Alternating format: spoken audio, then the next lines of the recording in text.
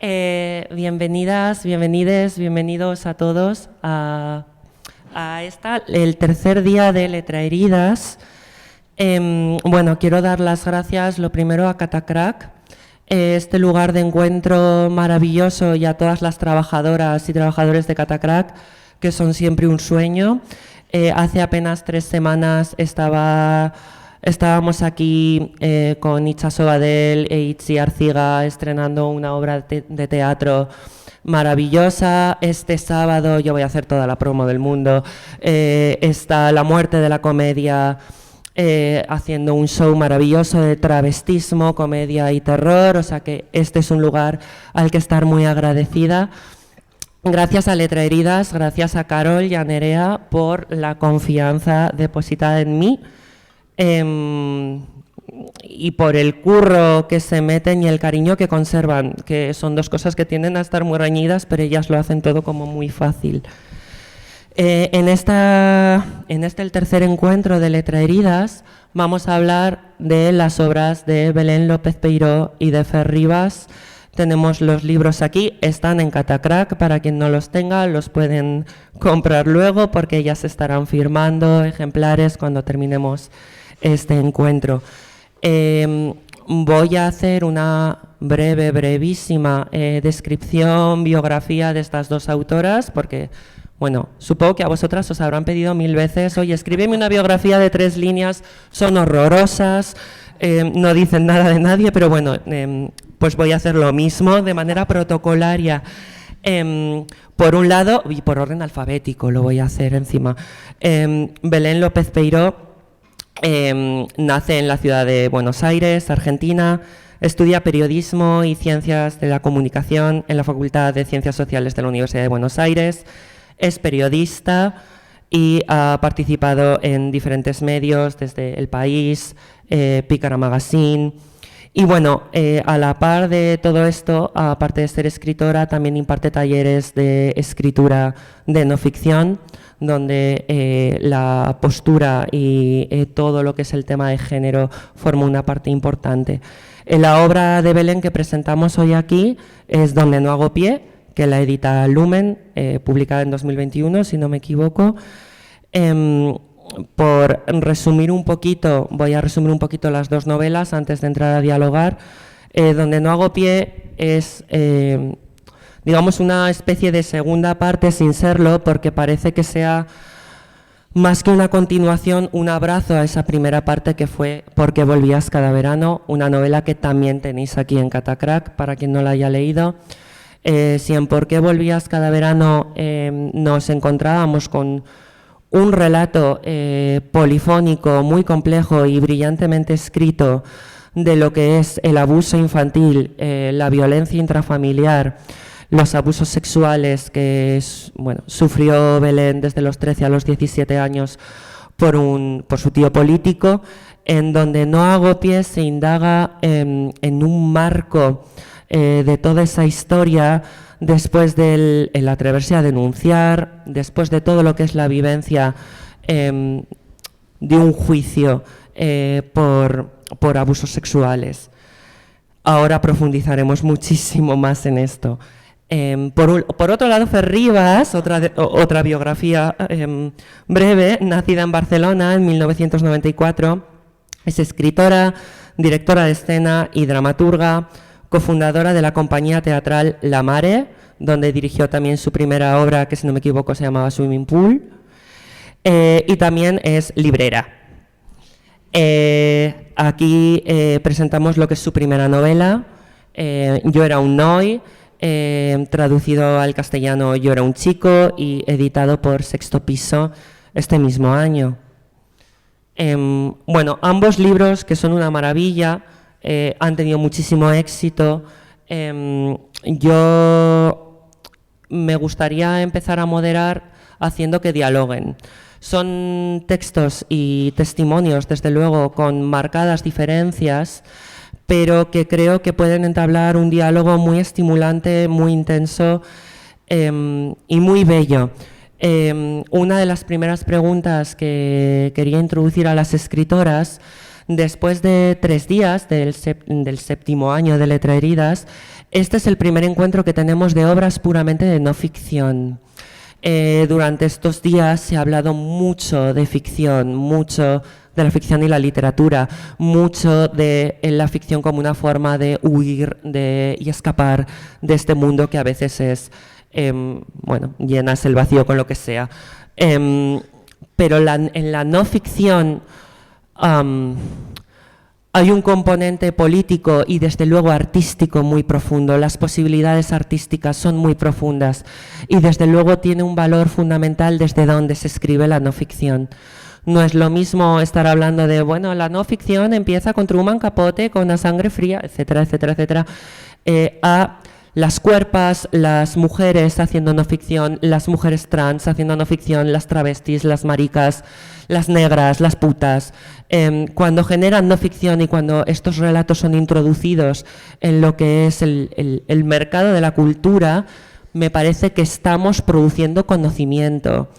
Y me parece que acercarnos a estos textos nos hace aprender muchísimo de la otra, de nosotras y del colectivo, de nosotras como colectivo. Entonces quería empezar preguntándoos por el ser autoras de no ficción. Hola, bueno, buenas noches. Un placer estar acá. Gracias a las compañeras de Letra Heridas por la invitación. Un placer, Fer, también. Y Medea, claro. Qué buena introducción. Es mucho mejor que esas 3 líneas. Bueno, me quedé... La verdad que en mi caso, la verdad es que la no ficción llegó muy temprano a mi vida. Yo tengo, por empezar, una madre periodista y empecé a estudiar a los 18. Y la no ficción era protagonista, ¿no? En ese momento. Me acuerdo de que mientras aprendía a escribir artículos periodísticos o crónicas, de pronto me llegó un libro de no ficción que contaba una historia real, pero de una forma muy apasionante. Y yo decía, ¿cómo lo hacen? ¿Qué historias son posibles de contar de esta manera? ¿Qué diferencia tienen con una ficción? ¿Cuáles son los límites? ¿Qué significa que haya un pacto con la verdad, ¿no? Que eso me parece algo fundamental, ¿no? Siempre hay una búsqueda de la verdad, yo creo, tanto en ficción o en no ficción, pero había algo para mí asociado también a la denuncia. Y acá voy con lo otro.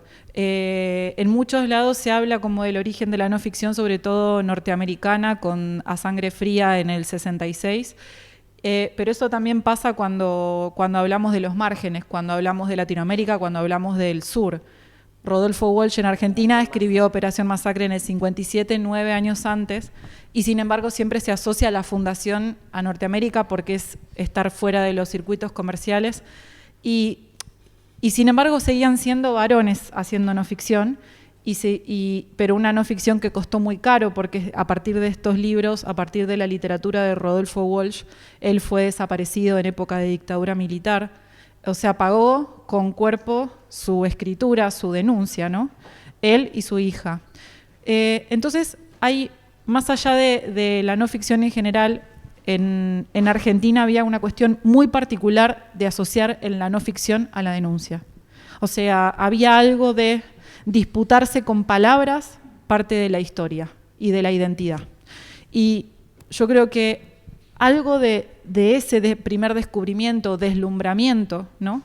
de esa primera no ficción, hizo que de alguna manera intente pensar de qué herramientas podía valerme como escritora, cuando los temas por ahí pueden ser distintos, cuando no soy un hombre, cuando había otros motivos por los cuales primero yo quería denunciar mediante mis palabras la hipocresía familiar, la injusticia y la justicia patriarcal,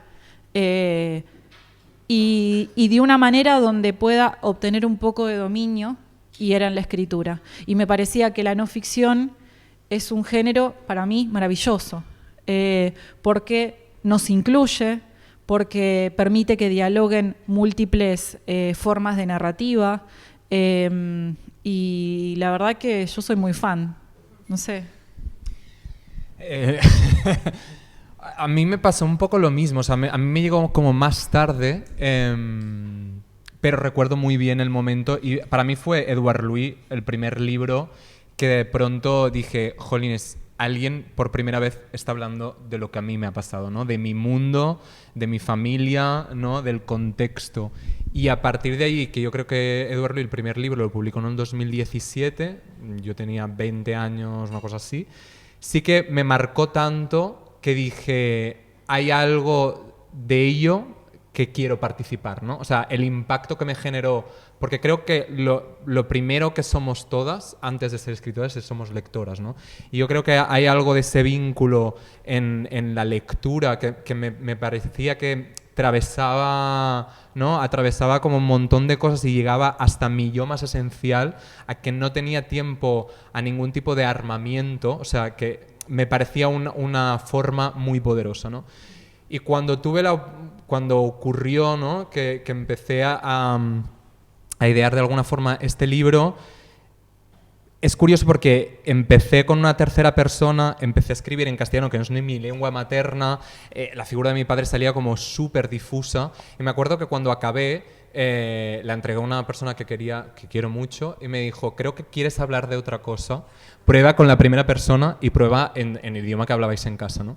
Y fue profundamente revelador porque de repente la palabra, o sea, abrió grietas y puso nombre a cosas donde antes no podía acceder, incluso a partes de mi memoria, ¿no? Y yo creo que ese es un poco, para mí, el poder de la narrativa del yo, que es como yo la entiendo, que es, para mí, sobre todo, ese yo para reconstruir un nosotros. Es decir, cuando yo creo que hay algo que como autora te colocas en un lugar peligroso y donde hay un desnudo real, es lo que puedes generar que en el lector también entre en la misma, al mismo compromiso. Y ahí, para mí, en ese terreno, es donde ocurre la magia de poder transformar las cosas.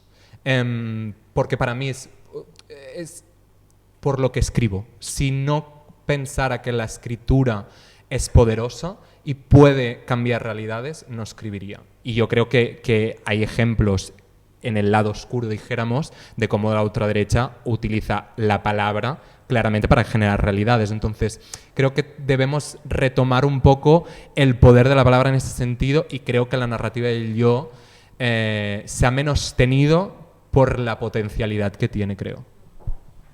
De hecho, es muy común la crítica misógina de lo que es, pues bueno, todo lo que son los grandes letrados académicos de la literatura, de hablar de una literatura femenina o de asociar la no ficción, la autoficción, la narrativa del yo, a veces a la poca vergüenza de falta de imaginación. Es curioso porque es un debate que, por ejemplo, desde las artes plásticas está hipersuperado desde hace muchísimo tiempo, pero la literatura no. La literatura entra... Me acabo de dar cuenta, por cierto, de que antes he hecho un resumen del libro de Belén y no he hecho un resumen del libro de Fer. Pero bueno, viene un poco a cuento de lo que estamos hablando. El libro de Fer, Yo era un chico, yo era un noi, es una carta al padre, es una carta a la Fer adolescente también de 15 años, 16 años, en donde la primera y a veces la segunda persona aparece ahí muy incisiva tras la muerte de su padre. Permite a lo largo de todo el texto realmente igual por primera vez hablar de manera sincera con una figura paterna, que luego hablaremos de lo que son estas figuras, la familia, cómo se naturalizan determinados tipos de dinámicas, poder hablar con él de quién es Fer. Y lo hace además de una manera muy poética, muy bella. Estos libros, desde luego, parten de una herida profunda y es difícil no hablar de estos libros de no ficción y no hablar de trauma, no hablar de dolor, no hablar del cuerpo, no hablar de la familia. Quiero hablar de estos temas no sin antes incidir en lo que efectivamente estábamos comentando. La no ficción colectiviza. Esto no se trata de problemas individuales, como muchas veces el heterocapitalismo, la sociedad en la que vivimos, es como pues vete a terapia y arréglate el problema. No, perdona, esto le pasa a mucha gente. El abuso sexual intrafamiliar es un grave problema que tú no te puedes ir simplemente y decirle al niño ve a terapia, porque se sostiene a través de una estructura muy poderosa y muy tabú, que es la familia. Pero también esas masculinidades que hacen imposible la expresión de identidades diversas.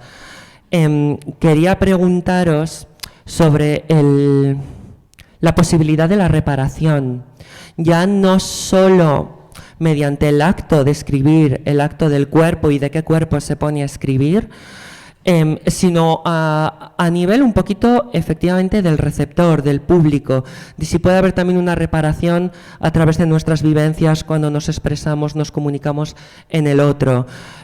Cuando lees Donde no hago pie de Belén, hay una impotencia brutal en ese paso de denuncia y en ese proceso judicial en el que parece que la denunciada es ella.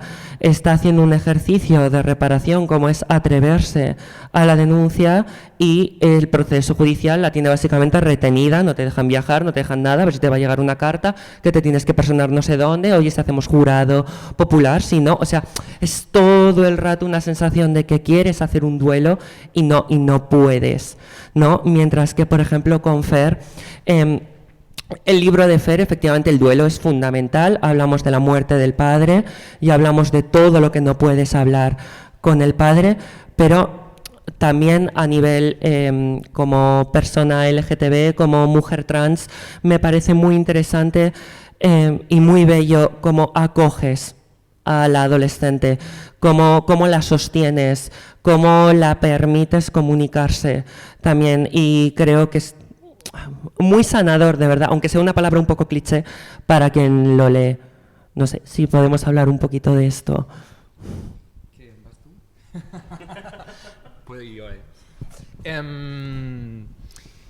Sí, o sea, para mí mi obsesión un poco, o el inicio de la escritura, era tener esa conversación que nunca pude tener, ¿no?, con mi padre. Y para mí había algo muy importante, que era hacerle justicia y hacer un retrato lo más complejo y con la mayor con las mayores arestas posibles, porque entendía que si yo era justa con su aparición, era la única forma que yo podía parecer justo conmigo misma también de una forma justa, ¿no? Y tener ese duelo de alguna forma que nunca pudimos tener de mi yo adulta y de su yo adulto, ¿no?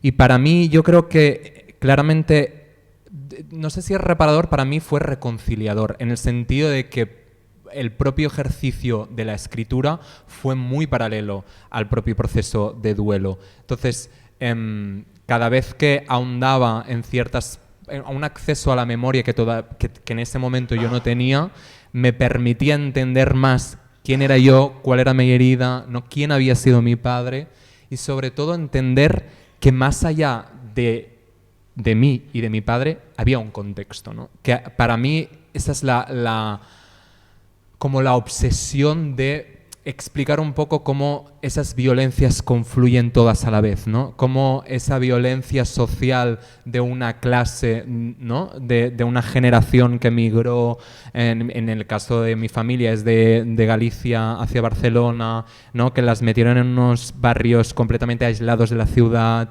donde las fábricas eran propietarias de la vivienda, del colegio donde iban los críos, ¿no?, de donde comprabas. O sea, evidentemente eran todo, así que si perdías el trabajo, perdías absolutamente toda la vida, ¿no?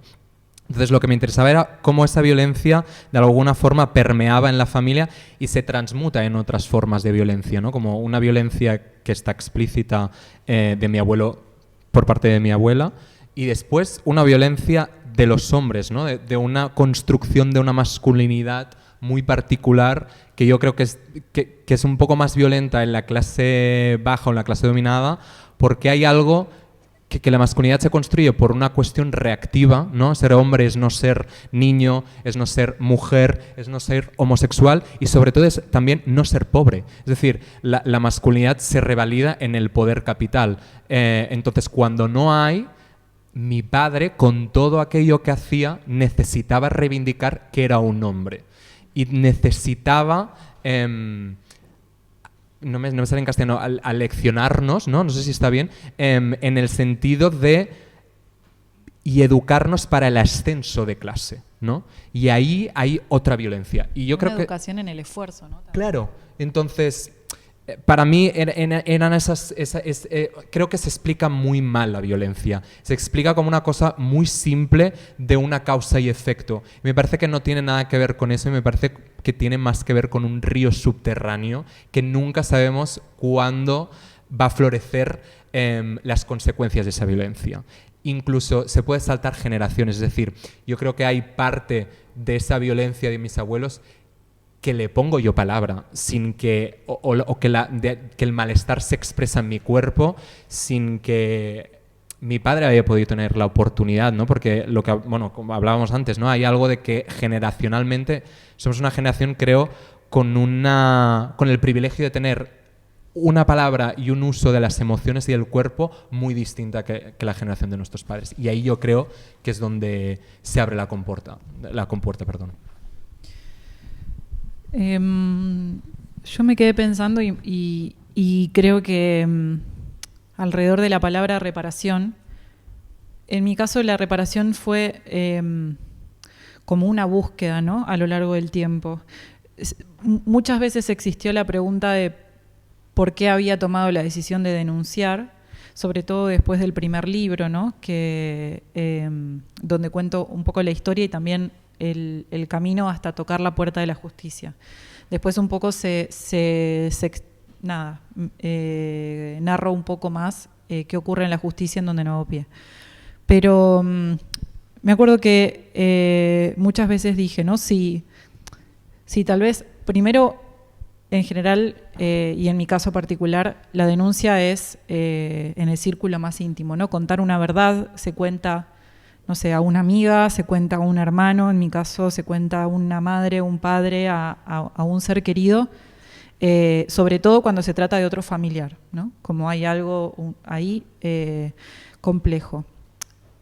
Y creo que en mi caso el acudir a la justicia tuvo que ver con una búsqueda de reparación cuando en el momento de decir mi verdad en un entorno familiar no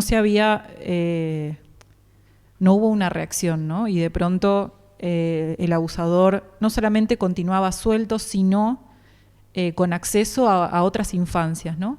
Y un momento muy importante cuando mi prima mayor, que me lleva al día de hoy, creo que entre 10 y 15 años, me dijo que ella había vivido una situación igual, ¿no? Pero que nunca había hablado. Entonces, claro, eso para mí fue como un despertar de decir, si yo no hago algo, las próximas generaciones, las hijas de mis primas, van a venir a contarme 10 años después que vivieron algo similar. Y digo, si dentro de mi familia, dentro de la institución familiar, no hubo esa reparación que para mí, en lo personal, era tal vez escucha, era poder identificar la agresión y decir, bueno, esta persona, como un acompañamiento, entonces acudí a la justicia. ¿Qué pasó? Yo creo que la reparación judicial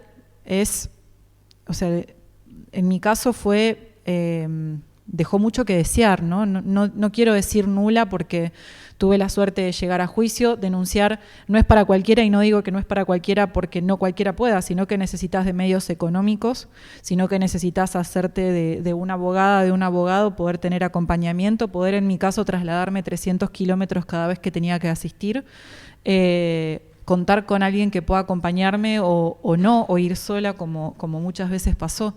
Pero digo, cuando de pronto busqué reparación en mi familia, no la hubo. Busqué reparación en la justicia. Una causa judicial que llevó casi 10 años. Cuando me daba cuenta que lo que estaba ocurriendo en la justicia no era reparador para mí, esto de ir a las audiencias, esto de de encontrarme con personas que claro, que era su trabajo, pero la justicia era y sigue siendo una institución súper patriarcal que reduce los abusos y la violencia sexual a este binomio víctima-victimario, donde yo ya no quería seguir contando mi historia a personas desconocidas, tener que repetirla una y otra vez, compartir espacio, sala con el abusador.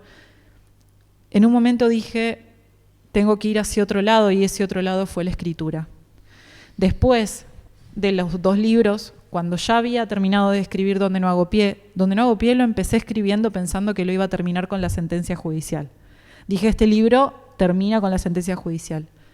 Pasó algo que creo que no estuvo bueno, pero sí para mí, que es que después de, ya llevaba 7 años la causa, pero después de 2 años, casi 3 de escribir este libro, dije, el final no lo pone un juez, el final lo pongo yo. Y es el punto final de este libro, es donde para mí termina esta historia. Y a partir de ahí tomé la decisión de que no iba a declarar más, si iba adelante con el juicio, iba con un juicio abreviado. Tomé ciertas decisiones que tenían que ver con que la reparación ya no iba a estar en la decisión de un juez que decide si es verdad o no un abuso sexual que ocurre solamente con un testigo delante, que es el abusador. Entonces, yo creo que ese punto final que me dio la escritura fue lo que realmente fue reparador, así como la lectura y volver una historia que al principio, cuando estás sola, pensás que es única, pero te das cuenta que estás rodeada de personas que vivieron una situación similar o parecida, o como sea. Lo reparador fue volver la historia también individual en colectiva, y en la respuesta de las personas que estaban también cerca y que están al día de hoy.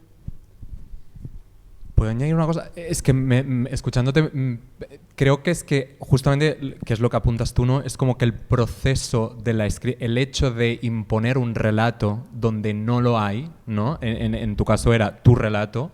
Creo que también hay algo de la reparación, es decir, que haya al menos una democracia de voces, o sea, que se imponga también, porque creo que en mi caso particular se había construido una narrativa de quién era mi padre que era la única, o sea, no aceptaba modificaciones. Entonces, como que el propio proceso de escritura, incluso el proceso de publicación, de alguna forma era... Oye, que no solo hay una narrativa construida, ¿no? Y que seguramente hay tantas narrativas como miembros de una familia, porque probablemente si mi hermano estuviera aquí y escribiera un libro en referente a mi padre, sería otro libro completamente, y mi madre otro. Entonces, pero el problema es que se unifican y quedan unas narrativas que acostumbran a ser las masculinas, las que dominan, las que tienen el poder. Y eso es peligroso. Esa falta de diversidad es una forma de violencia y de sumisión por no poder generar otras realidades, ¿no? Entonces, creo que el propio proceso, ¿no? Y en tu caso yo creo que está clarísimo, es lo que nos emancipa de alguna forma, ¿no? Nos hace tomar como las riendas y que dejemos de ser sujetos para, ¿no? Empoderarnos de alguna forma. Yo creo, cuando decís lo de darle punto final a través de la literatura o la reconciliación a través de la literatura, toda esa parte de colectiva que decíamos, de hablar desde el yo y desde lo que nos ha pasado, yo os quería preguntar, yo por ejemplo pienso, leyendo el libro de Fer, leyendo Yo era un chico,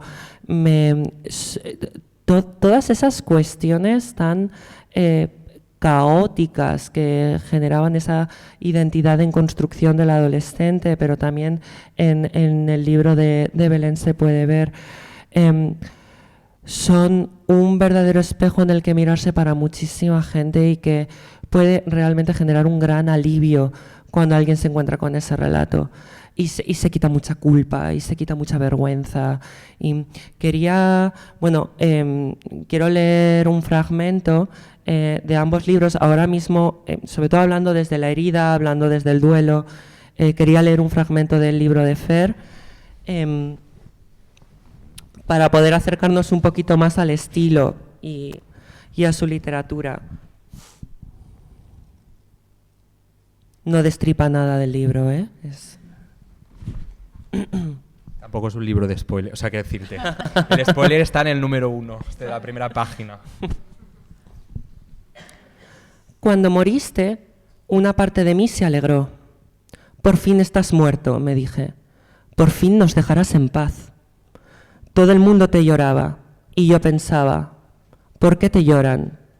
¿Es que no ven que estaremos mejor sin ti? Incluso mamá. El mejor profesor que he tenido, me decían tus alumnos a las puertas del tanatorio, casi sin poder hablar, y veía que lo decían de verdad, que lo sentían de verdad. Lo echaremos mucho de menos. Tu padre era un hombre extraordinario, un director increíble, no sé qué haremos ahora. La manera de poner las manos en mi hombro, como diciendo, se nos ha ido uno de los buenos. Incluso la familia me lo decía. Y es que los que más me querían insistían en hacérmelo creer. Tu padre siempre sabía lo que teníamos que hacer. Estaba al pie del cañón cuando venían maldadas. Cuando lo necesitabas, siempre estaba ahí. Recuerdo que cuando tu tío estaba muy enfermo, no faltó a ningún parte médico, y mira que vosotros erais muy pequeños. Le debo mucho a tu padre, me decía mi tía. Y yo por dentro iba diciéndome, ¿por qué lo dicen? ¿Por qué no se atreven a decir quién eres en realidad? Pero ponía mi mejor cara, me callaba y dejaba que me abrazasen, que se deshicieran en llanto delante de mí, que me mirasen a los ojos y me dijeran con un dolor profundo, lo siento. Entonces me decía, debo de ser yo que no soy capaz de verlo. Miraba a mi hermano y a mamá y veía que lo sentían de verdad, que se lo creían. Así que pensé que el problema lo tenías conmigo, que en realidad eras bueno con los demás y que lo que vivíamos en casa en realidad era normal. No había razones para estar enfadado. Era cierto, eras lo mejor que nos había pasado y ya no estabas. Todos lo hicisteis. ¿De qué manera colocasteis cada palabra en la lápida, unas sobre otras, bien apiladas, en forma de obelisco, que se vieran desde cualquier punto? Que el olvido no se lleve ni una sola palabra, que aquello pese por los siglos de los siglos. Tú eras así, y como un desprendimiento lleno de grandes piedras, me embistió la certeza de lo que ocurre cuando la gente desaparece de este mundo. Lo que yo pensaba, lo que yo creía de ti, lo que había vivido en casa, no aparecía en ninguno de los relatos que hablaban de ti. Todo aquel derrumbamiento lo había hundido hasta el fondo durante mucho tiempo. Y la voz se acabó olvidando, y con ella la oportunidad de saber quién eras realmente. Pensaba que iba a ser más corto el fragmento, no sé si ha sido muy largo, pero quería leerlo entero. Pero, ¿puedo? Bueno, es igual. Que me parece una cosa muy particular de la masculinidad, que el otro día hablábamos en otro encuentro, que es cómo yo no lo conocía a él y cómo él no me conocía a mí. Es decir, ¿cómo puede ser que construyamos unas masculinidades que son tan incapacitables que lo que no permiten es conocernos en un vínculo que es tan esencial para la vida y que es tan íntimo a la vez como el de padre-hijo o el de padre-hija? Pero bueno, creo que claramente el de padre-hijo, ¿no? Estamos delante de desconocidos y creo que es una tónica habitual y creo que es algo generacional que muchísima gente después de salir el libro se acerca, que siente la misma cosa, es no conozco a mi padre, no sé quién es, ¿no? Y eso me parece terrible, porque los que están vivos muchas veces no sabemos cómo acercarnos y cómo adentrarnos, y en mi caso, que ya estaba muerto, era esa eterna pregunta que siempre te va a acompañar, ¿no? ¿Quién realmente había detrás de todas esas máscaras, ¿no? Detrás de todos esas personas que ocupaba mi padre, ¿no? que en realidad probablemente era una persona profundamente herida. Y de ahí la complejidad, ¿no? de también hacerlo aparecer, ¿no? Para mí, y hacerle justicia en entender que no solamente era eso, ¿no? Sino que eran muchas más cosas. Yo, de hecho, esto que comentas, que te preguntan, bueno, te dicen, yo tampoco he conocido a mi padre, no lo conozco. Yo os quería preguntar a las dos también, hemos hablado de todo esto, de lo colectivo y de la necesidad de esos relatos, porque sin esos relatos hay un silencio estremecedor. La reacción del público, vuestra relación con el receptor de vuestras novelas, ¿cómo la habéis vivido? Yo sé que, por ejemplo, después de ¿Por qué volvías cada verano? Fue un bombazo. Toda esa reacción que hubo a tu libro tuvo que ser muy desbordante, pero quería preguntaros como escritoras, no solo qué reacción ha tenido el público y cómo eso os afecta a vosotras y de qué manera os interpela, sino también si en el propio proceso creativo, en el propio proceso de escritura, si el papel del receptor del texto está ahí circulando, orbitando de alguna manera, y de qué manera, si ayuda a la creatividad, si no, si es una especie de policía, si no, si es una compañera, si existe esa figura ahí en el proceso. Yo lo pienso también desde el lado político. Sí me gusta pensar que escribo para lectoras activas, ¿no? Que están del otro lado, no esperando a que cuente una historia de la A a la Z, ordenada y bien explicada, sino que más bien están del otro lado buscando algo que tal vez no digo de entrada, ¿no? Como buscando también ser ellas partícipes de esa historia. Y eso creo que te cambia la perspectiva, porque te hace escribir más libre, sin necesidad de explicar permanentemente. Me acuerdo que en el taller de escritura, hace un rato hablábamos con Fer y yo le decía, para mí la escritura no es en solitario, para mí la escritura también es colectiva y hace que de alguna manera después la lectura también lo sea, ¿no? No hay nada más poderoso que eso. Y en Buenos Aires hay una muy buena tradición de talleres literarios, y en mi caso los hice, los hago desde 2015 hasta el día de hoy, no importa, yo creo que, no sé, será el 10º libro y voy a seguir en talleres de escritura, porque para mí es muy valioso el hecho de, sobre todo si hay respeto, ¿no? Y deseo de colaborar con otra persona y de reflexionar y de buscar y pensar conjuntamente.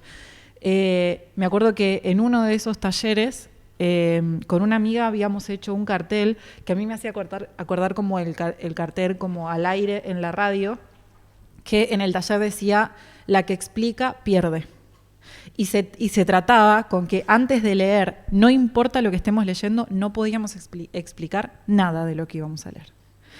Y si cuando terminábamos se entendía o alguien captaba algo, se celebraba y se conversaba a partir de eso, y si no se entendía, no se podía justificar, ¿no? Y hay algo de eso que para mí es maravilloso, porque creo que a mí me cambió la forma, no solo de escribir, sino también de leer.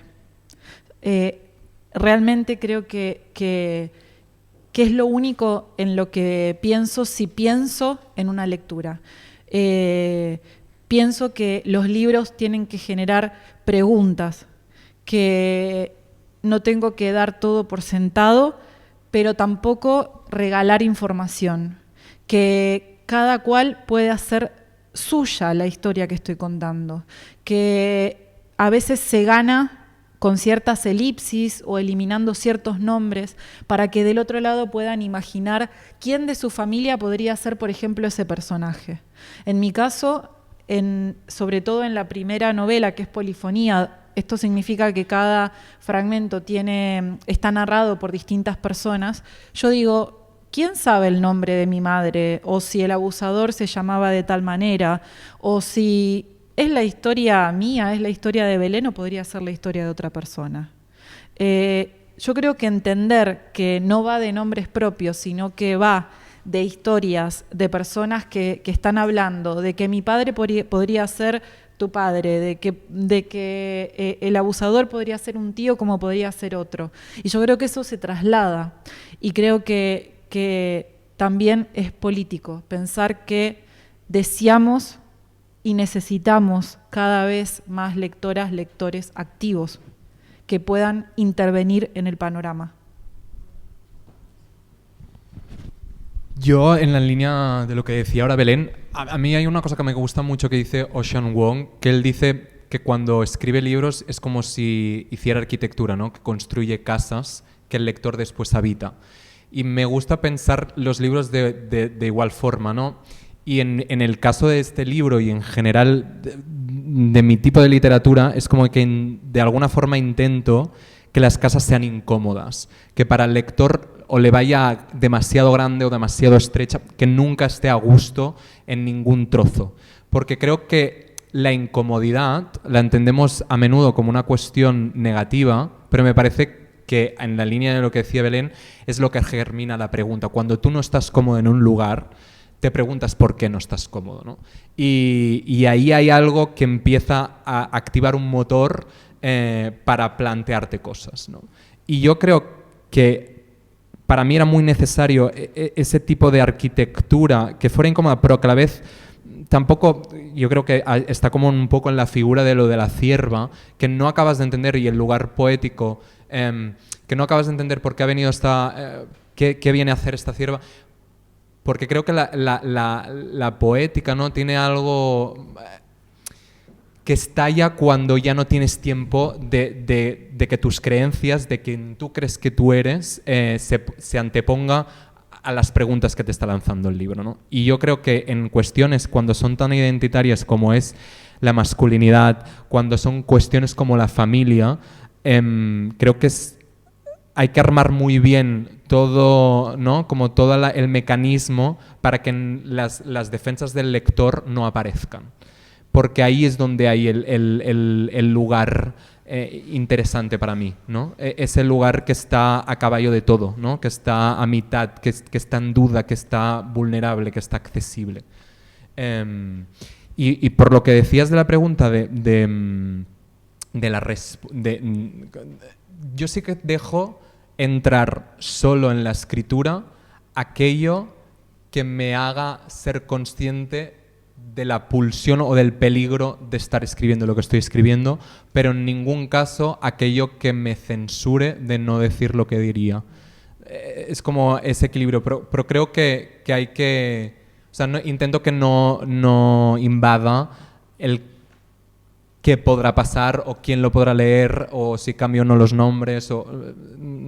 Cuando estoy escribiendo estoy escribiendo lo que estoy escribiendo, ¿no? Y eso sí que sí. Y veremos qué pasa con el segundo también después de... El primero creo que había algo de que no había ni imaginación, o sea, ni qué iba a pasar, ni qué no iba a pasar, ni si había un futuro lector o se iba a quedar en familia. Sí que creo que en el segundo hay algo que esa voz irrumpe más, pero bueno, ahí está también supongo el reto.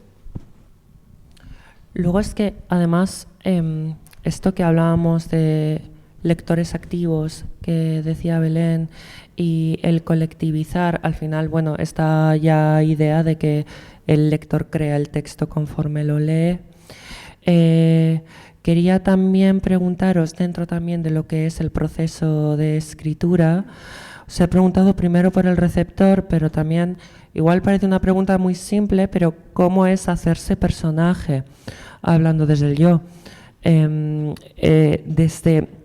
¿Cómo es ese proceso de escritura en el que tú misma eres un personaje que da voz a lo que está ocurriendo ahí?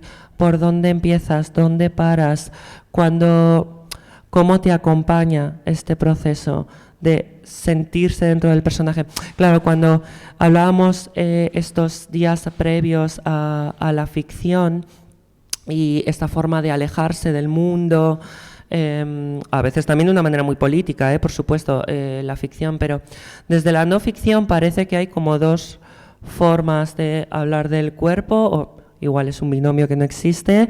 Puede ser, por un lado, es una forma de cogerlo, ponerlo sobre la mesa y generar cierta distancia para poder analizarlo y hacer literatura, hacer arte de ello, o es todo lo contrario, es meterte de lleno, mancharte hasta el cuello y entonces ya veremos lo que pasa.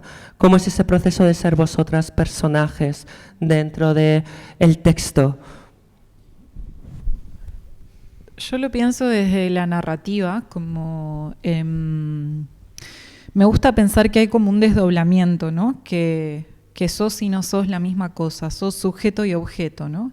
Sos narradora y a la vez sos protagonista. Y voy a decir algo, muchas veces pensé en esto, que creo que obviamente cuando estamos hablando de un tiempo pasado es más fácil, ¿no? De doblarse porque lo haces a través de un recuerdo, ¿no? Muchas veces los recuerdos aparecen como fotos en el tiempo, ¿no? Congeladas, vos describís una escena, narrás qué está pasando, podés verlo, podés, describir los colores, de qué color era la habitación, cómo estaba vestida, qué tiempo hacía, era de día, era de noche. Pero sin embargo, en mi caso particular, al narrar como las escenas del abuso sexual, yo pensé que hubo algo, hace un rato hablábamos de, cuando estábamos allá arriba, de identidad. Yo creo que en el caso del abuso sexual, para mí hay una fractura, ¿no? Una fractura en términos identitarios, donde soy y no soy la persona que está siendo abusada, donde de pronto hay una necesidad de huir de ese cuerpo tan necesaria, tan urgente para poder seguir viviendo y no querer que tu vida termine ahí, que de pronto hay una sensación que quedó como marcada a fuego y es física, y que luego me sirvió muchísimo para escribir. Digo, cómo es la vida, ¿no? Pero en ese momento de sentir esta sensación de estar y no estar ahí, y de sentir que también lo podía ver desde afuera, ¿no? Como pero sin embargo sin poder accionar, ¿no? Como algo de esa sumisión, de ese detenimiento del tiempo, donde de pronto cuando escribí era como volver a ver esos espacios, justamente otra vez como si los estuviera mirando desde la mirilla de una puerta, a través, ¿no?, de la mirilla de una puerta, y pudiera ver la escena, ¿no? Como qué ocurrió antes, cómo llegamos hasta ahí. Las mariposas que tenía en el pijama que vestía esa noche, ¿no? Como, y tiene que ver con una fractura de estar dentro y fuera del cuerpo, de querer huir, de ser como en un momento atravesar una situación de abuso y después luego tener que seguir con la vida, ¿no? Que a la hora de la escritura hay muchas autoras que lo llaman desdoblamiento o distancia, y a mí me salió tan natural que descubrí que se trataba de esta fractura anterior, exacerbada mediante la escritura, donde fue a través de escribir y de procedimientos literarios, de darle voz a través de mi voz, de la voz del abusador, de la voz de mi madre, de la voz de la perito judicial, donde de pronto volver a esos lugares mediante el recuerdo y mediante la escritura no era tan doloroso, ¿no? Porque la cabeza, quieras o no, vuelve a esos lugares, a veces sin pensarlo, a veces mientras estás lavando platos, mientras estás, no sé, cambiándole el pañal a tu bebé, qué sé yo. De pronto aparece una imagen, pero cuando ya fue habitada varias veces a través de la escritura, esa imagen tiene otro color, tiene otro dominio, hay mayor precisión. Entonces, creo que en esto de ser sujeto y objeto, el distanciamiento, el desdoblamiento fue fundamental, pero no como una distancia real, sino para entender que en mi caso era muy importante entender que ya no era. O sea, el abuso es parte de mi identidad y me hace la mujer que soy, pero para narrarlo necesitaba poder entender que yo era una niña, porque fue un abuso sexual en la infancia. Entonces, ver a esa niña también era fundamental. Anclar la primera escena del abuso con 13, 14 años era fundamental.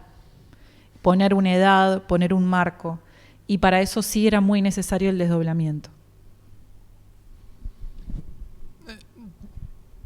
Claro, en mi caso yo creo que tiene que ver con la cuestión de que yo creo que cualquier persona queer o que no encaja dentro de los parámetros heteronormativos, siempre tenemos la sensación que no pertenecemos al mundo, o sea, como que se nos expulsa del mundo. Y desde una edad muy temprana vemos el mundo como si nosotros no estuviéramos en el mundo, ¿no? Tú ves los demás y yo creo que eso te permite tener una visión en cierta medida privilegiada de cómo funciona el mundo, ¿no? Yo creo que eso es lo que... Esa mirada es la que está en los libros. Tengo la sensación de estar y no estar, de a la vez que accedo a mis recuerdos, estoy, pero también veo con muchísima claridad cómo están todos los demás, ¿no? En qué lugar ocupaban, cómo estaban. Y eso creo que tiene que ver con lo que te decía, ¿no? Como que no se nos espera, como que no estamos, no contamos, ¿no? Estamos en otro lugar. Pero sí que en la escritura yo no concebo personaje alguno. Es decir, creo que en todo caso en la reescritura sí que hay una conciencia, dijéramos, que aparece la visión más de escritora, ¿no? De modificar y moldear y unir las cosas. Pero en una primera escritura no hay nunca concepto de personaje para mí. Es que si apareciera un concepto de personaje, lo que me haría es un distanciamiento, que es justamente lo que no quiero que aparezca en la escritura. Entonces, o sea, creo que lo que busca la narrativa del yo es ese pulso, ese no distanciamiento, ¿no? Esa necesidad de captar la complejidad de sentir todo a la vez, de sentir el amor por mi padre, la culpa, el odio, porque si lo pensara probablemente lo desificaría de otra forma, ¿no? Y al estar atravesado todo a la vez, es solo si se escribe desde ese lugar, ¿no? Y si vas a ese lugar en el que no hay más que yo, o sea, y que al final el yo también no deja ser un personaje, ¿no? El que cada uno nos construimos, pero sí, no hay personajes, y no me cuesta mucho la noción de personaje en mi escritura. Sí, creo que para mí es como una cuestión de anatomía de una situación, ¿no? Tengo la sensación de que lo que pasa es como que cuando vivo, ¿no? Y eso me resuena mucho lo que dice Annie Ernaux, ¿no? Que es como, mientras que vives las cosas, no te da el tiempo de detenerte, de entender qué es lo que sucedió, por qué te sentiste así, ¿no? Y yo creo que la escritura lo que permite, y cuando tú te pones en ese lugar, es hacer una disección de ese momento y entender que más allá de ti hay un montón de cosas, que eso es lo que a mí me interesa, ¿no? Es por qué en ese momento sentí eso, por qué tuve esa repercusión, ¿no? Porque trasciende de mí. Tiene que ver con una cuestión de la socialización, de dónde estamos, cómo estamos, por qué nos comportamos como nos comportamos, por qué creemos lo que creemos, ¿no? Y ahí, o sea, me resulta como difícil a veces, como la intención esta de hablar del yo sin ponerte a escribir desde el yo. Es decir, ¿cómo puedes hablar de una cuestión como la masculinidad, que es una cuestión puramente identitaria, sin un lugar en el que estés tú y ese peligro de hablar de ti, ¿no? Es como que hay algo como muy contradictorio, entonces que los temas como que me obsesionan tienen que ver con quién creemos que somos, con cómo se construye esa identidad, esa mirada de ver el mundo, esa forma de ordenar la realidad, ¿no? Entonces, creo que el vehículo esencial es colocarte en ese lugar. No sé si... Total, sobre todo porque también vuestros libros dejan... todo el tema de la identidad es un tema fundamental en ambos libros. Y además la identidad como algo que no es aquí un obelisco monumental, macizo, inamovible, como muchas veces parece... ¿Se me ha ido? No. Como muchas veces parece que incluso la identidad puede ser algo que te puedan hasta robar, pero en vuestros libros se pone en evidencia todo lo fragmentado y el ensamblaje que es la propia identidad. En este punto sí que quería leer un fragmento del libro de Belén, que además, en donde no hago pie, es una parte en la que creo que retrata mucho de lo que estamos hablando, ya no solo de identidad, sino también del proceso creativo. Dice así: me siento frente a la computadora, recuerdo la palabra identidad, empiezo a escribir, escribo una escena, una imagen, la última, en este mismo departamento. Escribo a Claudio entrando por la puerta uniformado. Escribo que en esta misma habitación, donde ahora estoy sentada, él se desvistió y luego fue al baño y abrió la canilla de la ducha. Escribo su entrada a mi cuarto, el boxer, los masajes, el golpe, la masturbación, el sonido del timbre que tocó mi papá. Me detengo. Necesito salir al balcón. Estoy transpirando. Siento cómo los latidos se aceleran. ¿Qué hice? Tengo miedo. ¿Para qué escribir esto? Una parte de mí siente alivio. Mis hombros se destienden. Quiero seguir escribiendo. ¿Por qué ahora? Vuelvo a la computadora. Abro el archivo. No hay caso. Ya no puedo escribir en primera persona. ¿Qué es la memoria? Hay voces que hablan adentro mío. Hablan a través de mí. ¿Qué dicen? No paran. Las escucho, las escribo. Escribo una voz y otra y otra. Algo se despierta. Yo lo desperté y no puedo pararlo. Sigo. Subo el volumen a ese coro de cámara que retumba en mi cabeza. Distingo cada voz y la dejo hablar. Escucho a mi mamá, a mi tía, a Claudio, al fiscal, al perito, al abogado. ¿Y el cuerpo? Mis dedos aprietan las teclas. Se mueven solos. Pasan de página y yo cambio la voz como si cambiara de dial. ¿Dónde está mi voz? Pienso en los 10 años de silencio. Claro, aquí se hace como muchísima referencia a Por qué volvías cada verano, un libro además donde ya no es solo hablar de la identidad como un montón de voces que no son nuestras, pero que nos construyen a edades muy plásticas, sino también que ni siquiera los hechos son elementos monolíticos que se puedan ver de la misma manera desde todos sus ángulos, ¿no? Ese título de ¿Por qué volvías cada verano? Es además estremecedor en cuanto a un reproche, ¿no? De un familiar que te dice, entonces, ¿por qué volvías? ¿No?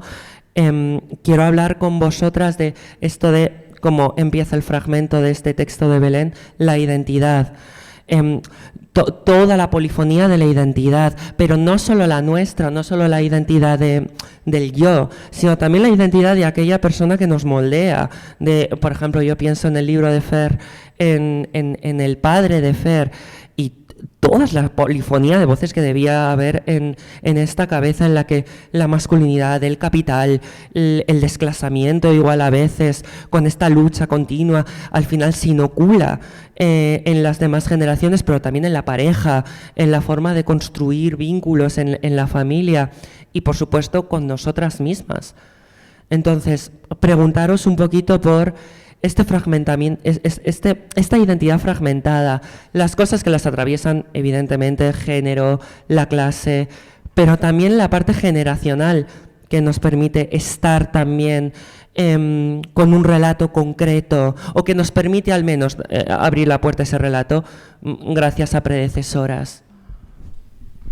Sí, bueno, la palabra identidad es muy compleja, ¿no? Y muy profunda y en mi caso fue como el origen, no sé si de la escritura, sí del tema de compartir texto con otras personas. En el marco de este taller que les contaba hace un rato, surge una convocatoria de las abuelas de Plaza de Mayo, que no sé si las conocen, pero son referentes en derechos humanos en Argentina. Y era una convocatoria para una antología que pedía que jóvenes, escritoras, escritores pudieran enviar sus textos que de alguna manera giren en torno a la palabra identidad. Entonces la tallerista nos envió este mail a a quienes asistíamos al taller, y yo leí esa convocatoria y de pronto, claro, identidad para la generación de mi madre estaba totalmente asociada a la dictadura cívico-militar argentina. Ahora bien, cuando yo decía, tuve la suerte de no tener ningún familiar desaparecido o una persona cercana desaparecida, sí, historias de amigas, sí, de segundo o tercer grado. Ahora bien, yo sentía que esa violencia hacia los cuerpos, esa fractura identitaria, sí la cargaba sobre mí misma, pero de otra manera, ¿no? Y fue a partir de esta consigna donde yo dije, bueno, ¿qué hago? O sea, empezó a surgir la última escena del abuso, y escribí esa escena. Después apareció la voz de mi tía, que pregunta por qué volvía cada verano, cuando le cuento que le confieso que había sido abusada por su marido, no sé, y otra voz más.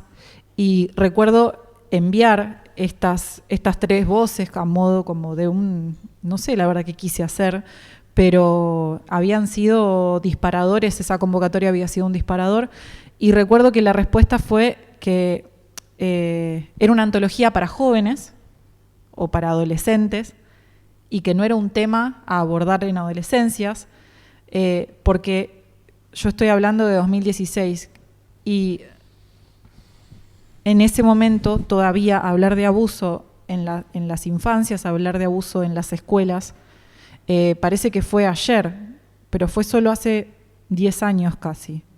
Y todavía era un debate, y un debate candente, y todavía era una temática que costaba, sobre todo en ciertos ámbitos. Y recuerdo que la palabra identidad es algo que después eso tomó su rumbo y yo lo continué de todas formas y demás. Pero sí hubo ciertas preguntas en torno a la identidad y en torno a la decisión de haber ido con la polifonía, con la polifonía como herramienta. Y tuvo que ver con que de pronto me encontré buscando en archivos de la universidad, intentando buscar respuestas de por qué había elegido la polifonía, de por qué se asociaba de alguna manera a la identidad. Recuerdo, vieron lo que pasa, ¿no? Que a veces de pronto nos estudiamos algo y 5 años después, 10 años después lo aplicamos en una cosa inesperada. Y me acuerdo que en una materia que había tenido de psicología con 19 años, veíamos a un estudioso de Lacan y no va que encuentro el cuaderno donde explicaba que la identidad está hecha de palabras propias, pero sobre todo ajenas, y que había algo muy curioso que explicaba un teórico de la polifonía que se llama Bakhtin, que es un teórico ruso, de que entre sujeto y objeto, ¿no? Entre el sujeto, yo misma, y la palabra, hay una innumerable cantidad de voces que condicionan, sugieren, protestan alrededor de aquello que vamos a decir, ¿no? Y que muchas veces generan un silenciamiento. Y yo digo, claro, en la cabeza de esa mujer que era, en el momento en que estaba escribiendo el libro, las voces de los demás, que durante 10 años me habían mantenido silenciada, eran mucho más fuertes que la mía. ¿Cómo iba a escribir un libro en primera persona? ¿De qué manera? Si hasta la voz judicial tenía un peso mucho más pesado que mi propia voz. Entonces, hay algo ahí que me parecía muy importante y que tenía que ver con la constitución de quién era yo en ese momento, qué voces me habitaban y qué voces me habían habitado en los últimos 10 años como para mantenerme silenciada. Y creo que todo surge a partir de la identidad.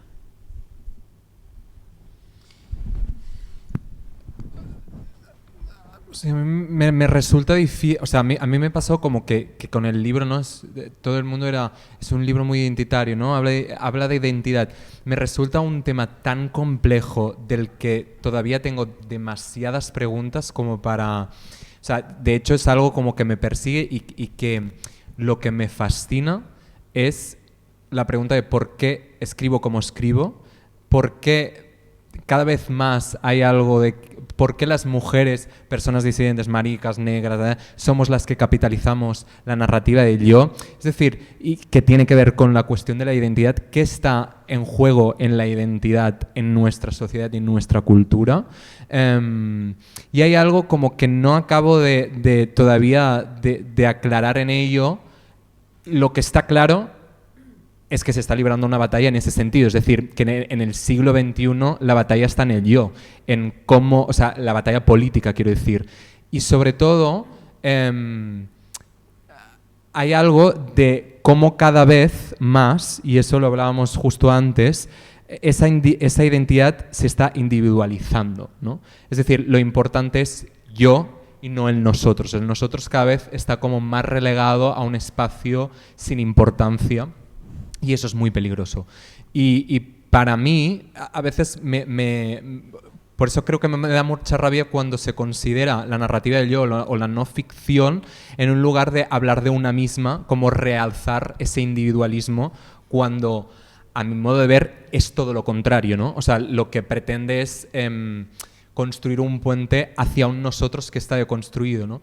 Y si repasamos históricamente, hay algo que a mí me parece como muy particular, que es donde se construye la identidad de clase y el capitalismo en el que vivimos, la identidad de género tal y como la tenemos concebida y el colonialismo están en la misma fecha. Es decir, tal y como nos concebimos ahora mismo y todos los problemas que estamos teniendo ahora mismo, parten del mismo origen, ¿no? Entonces, creo que hay algo curioso de tener cuidado con esa figura que yo creo que es como un perro de dos cabezas, ¿no? Que es algo en lo que yo me pregunto muchísimas veces, si desde esa figura, ¿no? Desde esa identidad del yo, que es una identidad individual, se puede atacar todas esas quimeras, ¿no? Actuales.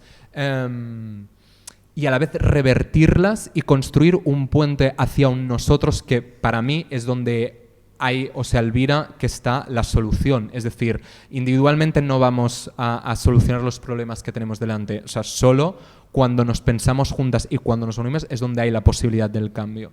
Entonces, creo que hay algo muy significativo en cómo la generación de nuestros padres, y sobre todo creo que aquí en España, que fue como cuando se arraigó ese neoliberalismo y se dejó de banda ese discurso de clase, porque mi abuelo estaba sindicalizado, tenía una colectividad muy marcada, sabían claramente cuál era el enemigo, o sea, estaba perfectamente claro. Y hubo una socialdemocracia que empezó, y tanto por la derecha como por la izquierda, a deconstruir ese discurso de clase y a pasar a un discurso, y eso lo explica muy bien Didier Deribon, que es un sociólogo francés maravilloso, que dice cómo pasamos a esa responsabilidad individual, a que cada uno es responsable de lograr sus bienes para su vida, como si no hubiera un sistema que nos estratifica por clase y que evidentemente no existe el ascenso de clase. Entonces, claro, hay toda esa generación de mis padres, ¿no? que olvidaron que hubo una ausencia de cuestión de clase, y nos encontramos nosotras que de pronto estamos como intentando luchar en un silencio, ¿no? muy, muy, muy pesado y muy difícil de deconstruir, con una inaccesibilidad al pasado, porque yo eso lo cuento en el libro. Hay algo de que la memoria de mi abuelo se ha perdido. O sea, mi padre no hablaba de lo que pasaba en casa y mi abuelo todavía menos. Entonces, estamos como intentando reconstruir ese pasado para entender por qué estamos donde estamos y por qué tenemos el mundo que tenemos, pero nos encontramos con la dificultad de que ese pasado sea eliminado y que en muchísimos casos ya no tenemos acceso, sino es desde el archivo, desde la cuestión como más intelectual, pero esa parte más vivencial la hemos perdido, ¿no? Y ahí hay algo que todavía, ya digo, creo que genero más preguntas que respuestas, porque me parece que creo que es la pregunta, ¿no? Es por qué todo se está articulando en base a eso, por qué es esta lucha y por qué también hay una lucha en la cuestión de la verdad, en la identidad, ¿no? Parece que todo aquello que se articula desde el yo y se articula desde la identidad es una cuestión que adquiere verdad y que adquiere un mecanismo como incluso ya de morbosidad. Y ahí hay algo que yo creo que también tiene que ver con eso, ¿no? Es justamente en una sociedad en la que entendemos menos de qué va la verdad, buscamos espacios donde creemos estar a salvo, que hay verdad, que no sé si es realmente una verdad. Entonces, no sé si he respondido mucho o poco, pero ahí estamos. Bueno, en breve ya es como momento de si el público quisiera hacer alguna pregunta a las autoras. Como por lo general, esto es algo, yo en mi propia experiencia, cuando llega el turno de preguntas, a mí siempre me da muchísimo pudor preguntar, nunca pregunto absolutamente nada. Se me ocurren preguntas, todas me parecen como súper estúpidas, entonces para superar un poco imaginaos lo nerviosa que estaba hoy, que iba a estar todo el día haciendo yo las preguntas. Para superar un poquito ese miedo, quería tratar como un último tema con ellas con respecto a estos libros, y así ya la gente se va como mentalizando de, pues esto lo pregunto, sería genial. Bueno, lo último que quería tratar con vosotras, pero que a mí es una cosa que conforme he tenido los dos libros cerca, muy cerca, bastante tiempo leyéndolos, releyéndolos, conectando con estos libros, y claro, yo estaba viendo toda la estantería del Festival de Letra Heridas de este año, y a mí había cosas que me resultaban muy llamativas. Estos son los únicos libros que tienen un retrato, o sea, las portadas sois vosotras además mirando directamente al lector, al espectador, al receptor, que ya es toda una declaración de intenciones. La propia morfología de los libros comparten como cierta morfología común, que además tiene mucho que ver con todo lo que hemos hablado de la no ficción, de la herida, de la identidad. De hecho, hasta los claroscuros los tenéis básicamente a la par, donde a una le da la luz, a la otra le da la sombra, entonces según donde las pongas, o sea, estáis sombrías juntas o estáis luminosas juntas. A mí como que me gusta mucho la idea del libro como un objeto que tiene su propia identidad, su propia sensibilidad, busca acercarse a mí. Me han estado mirando desde que los tengo y sabía que iba a moderar el encuentro de hoy. Y claro, todo esto que hablábamos de la polifonía, la identidad, lo colectivo, cuando te acercas a los textos solo hace falta ojearlos, te das cuenta de que también son textos que están ensamblados con distintas voces, distintas narrativas e incluso distintos registros. Cuando estás leyendo Donde no hago pie, hay desde mapas, anotaciones a mano, croquis, esquemas, archivos judiciales. Hay un ensamblaje de otros recursos que no son los puramente literarios, que luego también en el de Fer es diferente, pero tampoco, porque hay definiciones de la RAE, hay poesía, hay, bueno, toda la parte de la luminosis a mí me parece maravillosa. Están todo este ensamblaje de voces que generan toda una narrativa completa, muy poderosa. Y os quería preguntar de ese recurso estilístico, ¿por qué ese recurso estilístico? ¿Qué aporta esto al texto? Que creo que mucho, pero vaya, como autoras, ¿por qué introducir esos registros? Que a veces ni siquiera, por ejemplo, en el caso de Belén, son del ámbito puramente de la literatura, aunque bueno, poner la definición de infierno, como pasa también en el texto de Fer, tampoco. Preguntaros un poco por esas posibilidades que hay en esos recursos.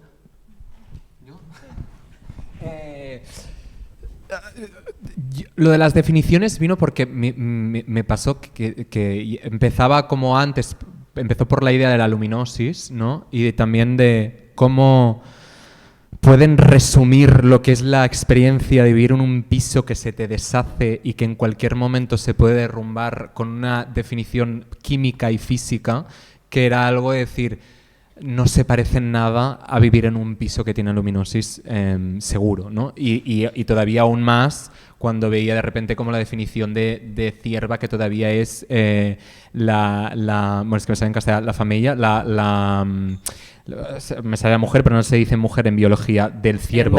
La hembra del ciervo, que era como, hostia, todavía ni como mujeres tenemos entidad, sino que somos, bueno, en fin. Pero A mí lo de la fragmentación me venía por una cuestión que dice Edouard Louis, que me parece muy bien, que él habla de la escritura explícita, en el sentido de que cuando él se plantea escribir su primer libro, se da cuenta de que la literatura ha estado segrestada durante muchísimo tiempo por la clase que domina y ha hecho un catálogo del buen gusto y lo que se considera literatura y no literatura, ¿no? Y se da cuenta de que ellos consideran buena literatura aquello que no es explícito, ¿no? Que se enseña, que se albira, pero no se acaba de enseñar nunca, que está ahí, y eso es lo que se parece atractivo, ¿no? Y él dice, ¿cómo puedo contar la historia de mi familia que está atravesada por una cuestión del trabajo cuando hay un deterioro físico, cuando hay una violencia corporal en lo no explícito, ¿no? Y él habla y reivindica de alguna forma la escritura explícita. Y para mí estaba ahí esa intención, pero no quería renunciar a la parte poética, que es lo que te decía antes, ¿no? de las partes más poéticas, más sintetizadas, porque me parecía que hay algo que en la fricción es donde se genera una tensión. Había algo de no volver a reconstruir ese tipo de narrativa de inicio, nudo y desenlace, que al final vuelve a ser un mapa orgásmico masculino, ¿no? Con un ápice de placer. Y me parecía mucho más interesante generar tensión en el lector a través de la fricción de dos textos o dos momentos, ¿no? Superponerlos o yuxtaponerlos, ¿no? Generaban una sensación diferente, ¿no? Es como en los momentos en los que se mezclan fragmentos de mi descubrimiento de la sexualidad con la corporalidad de mi padre, ¿no? Había algo que me parecía interesante porque al final el deseo se construye así. Es decir, yo cuando me masturbaba, por una cuestión de castigo, aparecía la figura de mi padre y el cuerpo de mi padre. Entonces, o sea, de alguna forma el deseo está atravesado por su corporalidad, ¿no? Y todavía más en una corporalidad que me parecía interesante de los hospitales, que es como una corporalidad ajena, que ya no son ni ellos mismos, es como un umbral entre esta vida y la otra, es algo que el cuerpo adquiere otro tipo de textura, ¿no? Y eso, entonces como ese puzzle de cosas es lo que me generaba el no renunciar por un lado a la parte poética, porque creo que lo que produce es que el lector no le dé tiempo a armarse, pero por el otro lado, para contar la historia del lugar de donde venía, necesitabas que fuera una historia explícita. Querida, sí. A mí me gusta la idea de transparentar los procedimientos, ¿no? Como me gustaba la idea como escritora de mostrar las anotaciones en los diarios. Por ejemplo, en el primer libro era directamente traer los expedientes judiciales a la novela. Me parecía que era, o sea, no necesario sino fundamental, o lo siguiente, que todas las personas pudieran enfrentarse alguna vez en su vida a un expediente judicial a las cuales las personas que denunciamos violencia sexual accedemos y nos enfrentamos, y es un lenguaje y es una estructura que a veces es muy difícil de leer, de incorporar, de interpretar. Y entonces me parecía que transparentar como los procedimientos de la escritura podían tener que ver con, para mí, con una premisa que para mí es muy interesante. Hay una obra que es de Ricardo Piglia, que es un ensayito, es un ensayo muy pequeño que lo recomiendo mucho, que habla de 3 propuestas para el próximo milenio y 5 dificultades, algo por el estilo. Y en estas propuestas se pregunta ¿cuál es para ustedes la literatura del futuro? ¿No? ¿Cuál es para ustedes la literatura necesaria o imperiosa en la sociedad de ahora, pero sobre todo en qué imaginamos en el porvenir? Y sobre todo desde los márgenes, ¿no? Y él hacía énfasis, seguramente alguna me voy a olvidar, pero una tenía que ver con la búsqueda de la verdad, de múltiples maneras, ¿no? Pero la búsqueda de la verdad, sobre todo asociada a ante discursos tan confusos, ¿no? Muchas veces bajado de los estados. Bueno, al día de hoy en Argentina hay un gobierno que todo el tiempo tira mensajes confusos. Entonces hay algo de la búsqueda de la verdad, pero también de, él decía, como objetivos, ser absolutamente diáfanos como escritoras, como escritores. Y a mí eso me gustó mucho, porque tiene que ver con, por un lado, allanar el camino a todas las personas a la obra, ¿no? Me acuerdo el primer momento cuando yo pensé que era ser escritor o escritora, que era adolescente, y de pronto en una asignatura de la escuela me hacían leer a Borges, y yo digo, claro, tenés que ser una erudita y tener mucho dinero y trabajar en la Biblioteca Nacional y tener la mejor biblioteca gracias al dinero de tus padres que pueden comprar todos esos libros. Y no, la literatura puede ser, si querés, en algún momento eso, pero también es muchas otras cosas. Y la literatura puede ser popular. No se puede escribir o leer con hambre, pero se pueden hacer cosas. Yo fui a universidad pública y gratuita. Quiero decir, hay algo de ser absolutamente diáfana que tiene que ver con incluir y allanar el camino a la literatura, y además mostrar las cartas como escritora, mostrar los procedimientos, que es también político. Y me acuerdo ahora del tercero, de estas propuestas que decía Piglia, que en mi caso es, yo creo que es clave desde dónde escribo, y es el desplazamiento. Él decía, muchas veces, en vez de hablar uno mismo, es fundamental dejar hablar a los otros, porque cuando los otros hablan, muchas veces espejan lo que nosotras sentimos, lo que queremos decir, y lo hacen mejor que una misma. Él pone el ejemplo de Rodolfo Walsh, justamente, que hace un rato lo nombraba. Cuando muere su hija, él cuenta que estaba viajando en subte, y en vez de contar el propio dolor, dice que al lado de él había un hombre cabizbajo que estaba con una profunda tristeza y lloraba, ¿no? Y yo creo que darle palabra a otros, a otras, a otros, corrernos por un momento, buscar la transparencia en el lenguaje, buscar la transparencia en las formas, en los procedimientos, y ir en búsqueda de la verdad, que no necesariamente tiene que ser una verdad para todos, sino para una misma. Son como, para mí, pilares o que me guían en este trabajo. Si alguien quiere hacer alguna pregunta.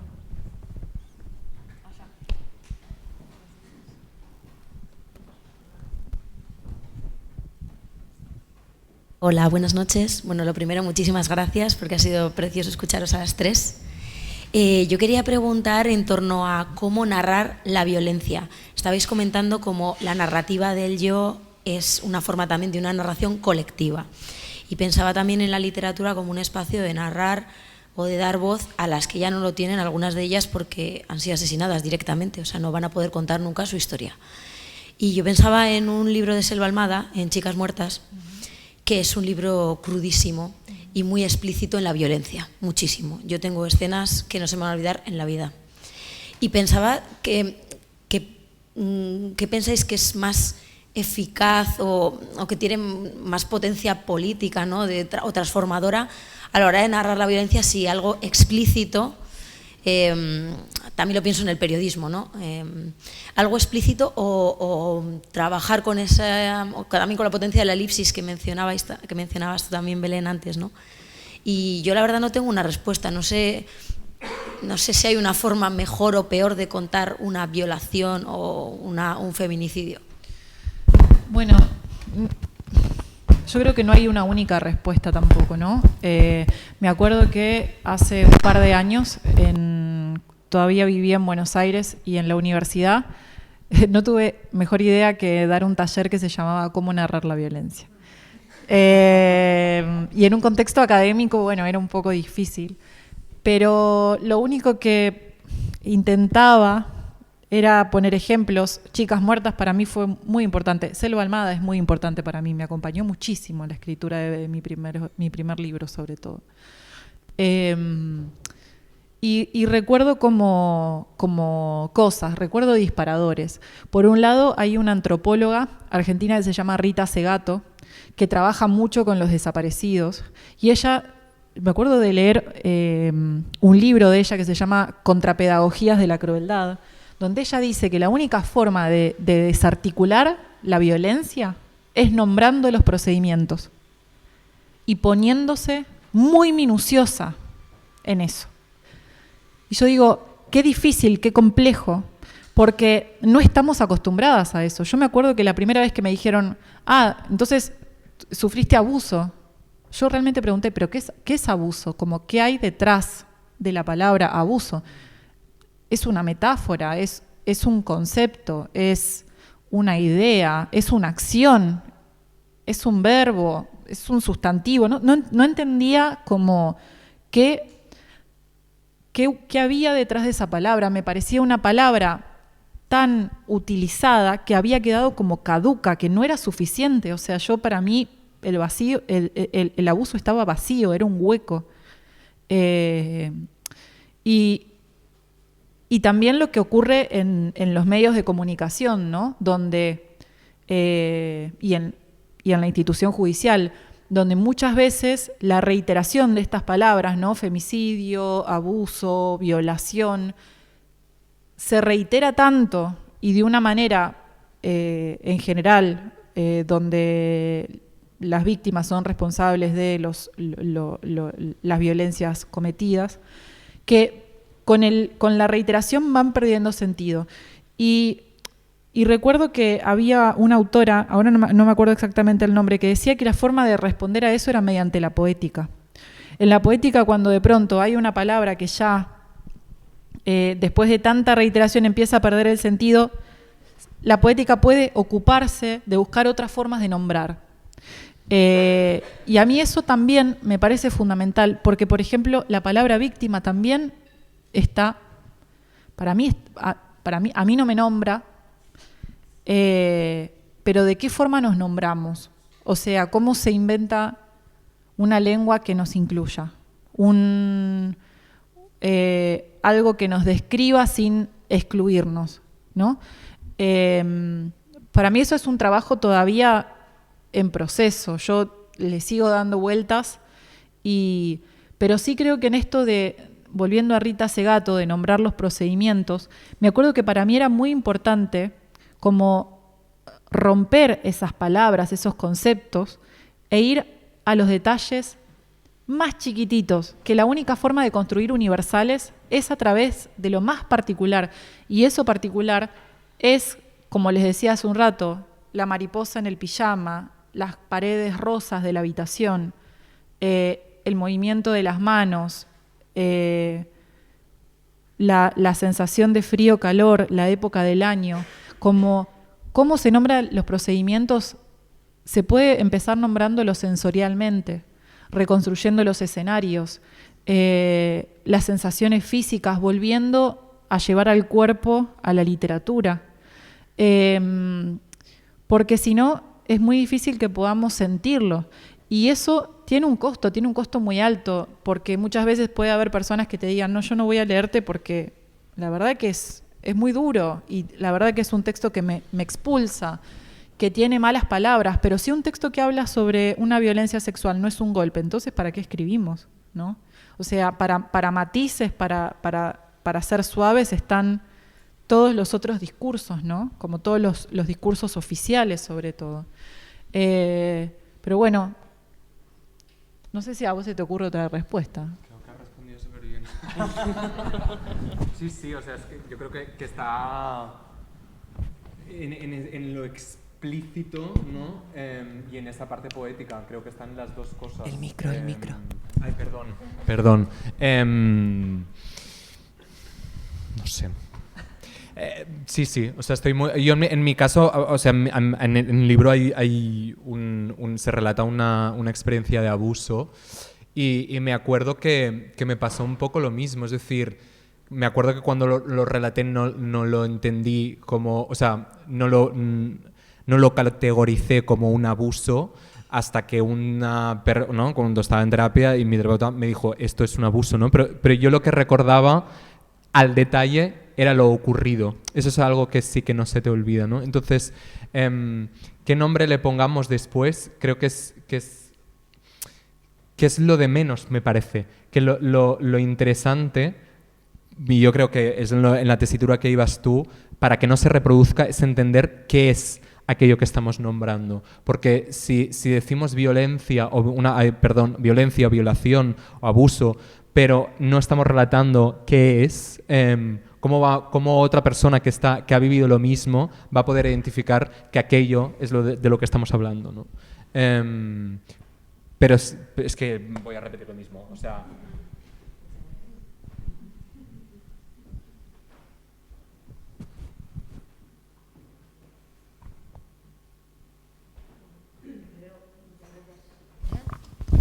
sí, ahora sí.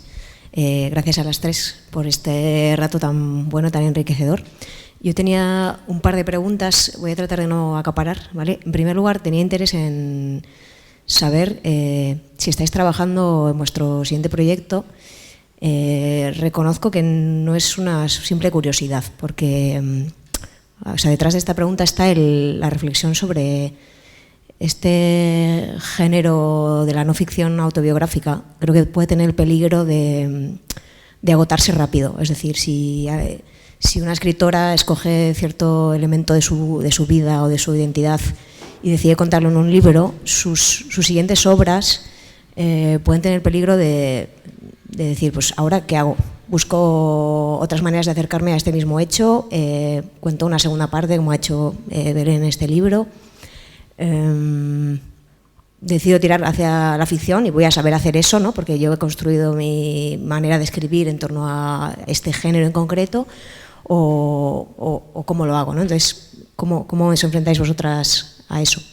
Y la siguiente pregunta es un poco cómo veis la relación entre vuestros libros y la crítica, porque yo como lectora, cuando me enfrento a este género al leer, siempre pienso, o sea, ¿cómo podemos los demás desde fuera hacer una valoración más allá de lo técnico sobre cómo alguien construye el discurso de algo terrible que le pasó, o sobre su identidad, o sobre...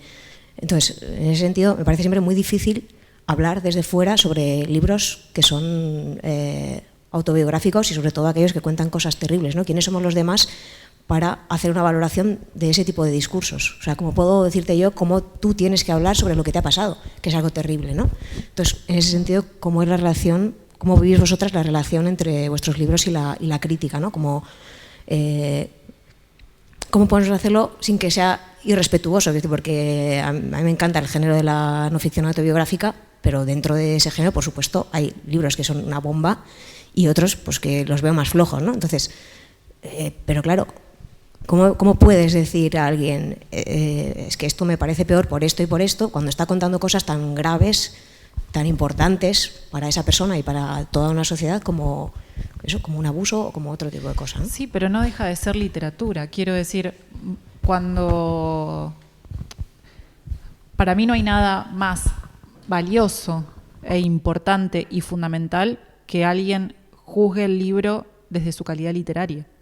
O sea, y eso no lo llevo, si querés lo traigo más para este lado, que es en un taller literario, ¿no? En un taller de escritura.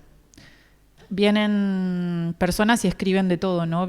Tengo alumnas que escriben ficción y tengo alumnas que escriben no ficción y están escribiéndole tal vez la historia más dolorosa de su vida, no sé exactamente. Pero yo cuando hago sugerencias, cuando las corrijo, cuando les digo este texto me parece que no va, porque estaría bien que ilumines esto otro, yo no estoy hablando de su historia, no estoy corrigiendo su historia, estoy intentando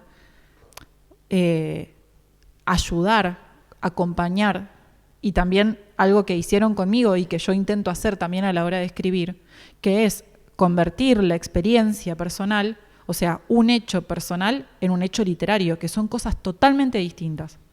Y es algo que, si querés, yendo a mi caso particular al abuso, no hay nada que me haga mejor que como lectora me juzguen la obra literaria, porque eso me saca también del lugar de víctima.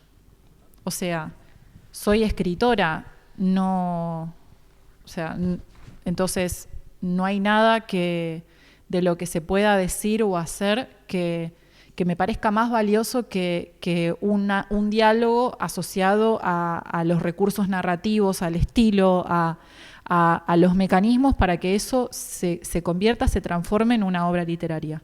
Conozco muchas autoras, volviendo a la primera pregunta, muchas autoras, por ejemplo, Vivian Gornick, que hace un rato hablábamos, que son autoras que trabajan únicamente con la materia de su vida y se deciden así, y en una obra son hijas, en otras son amigas, en otras son parejas, en otras son ensayistas, son, hablan de las olas del feminismo, de la soledad, de ser mujer y estar sola, y elegir estar sola, de lo que es andar por la ciudad. Y como Vivian, existen muchas otras, también Silvia Molloy, que yo soy muy fanática, y no creo que sea un recurso que se agote. Eso por un lado. En mi caso particular, después de escribir las primeras los 2 libros, incluso antes de terminar De No hago pie, empecé a escribir una ficción, pero porque desde antes de publicar Por qué volvías, cada verano, yo había empezado a escribir una ficción. Pero era tal la urgencia y la necesidad de escribir estas 2 obras que no podía como permitirme ni imaginar ni crear, porque el murmullo era tan agotador y la necesidad de primero contar esta historia para poder después permitirme indagar en otros universos, que necesité y quise y deseé, una vez terminados estos 2 libros, poder retomar algunas de esas otras obsesiones que cuando la vida urge, aprieta y duele es muy difícil. Es muy difícil disfrutar, desear, tomarse, como yo, 5 años para recrear estas cartografías imaginarias, para investigar, para poder soñar algo diferente, ¿no? Que para mí, incluso políticamente, era muy importante darme ese gusto. Después no sé qué haré. O sea, la verdad es que puedo volver a la no ficción, como puedo... no tengo ni la menor idea, pero mi deseo urgente era justamente eso, permitirme desear. Y si hubiese sido escribir otra no ficción, hubiese ido a por ello. Pero, no, eso.